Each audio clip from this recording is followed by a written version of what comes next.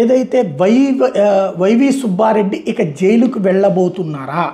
తాజాగా ఆయన శ్రీవారి లడ్డూకు సంబంధించి వేసిన పిటిషన్ మీదన అప్పట్లో ఆయన ఉండగానే కల్తీ జరిగిందన్నటువంటి కాన్సెప్ట్ను ప్రొజెక్ట్ చేస్తూ premier agri foods private limited, Vaishnavi dairy specialities limited, Bolebaba డైరీలు సరఫరా చేసి నెయ్యిలో కల్తీ జరిగినట్టు తేలినా సుబ్బారెడ్డి అప్పట్లో ఆ కంపెనీ మీద ఎలాంటి చర్యలు తీసుకోలేదు, ఆ తర్వాత కూడా సంస్థలని ఆయన అనుమతించారు అంటూ సిట్ ఇప్పుడు కోర్టులో అఫిడవిట్ వేసింది.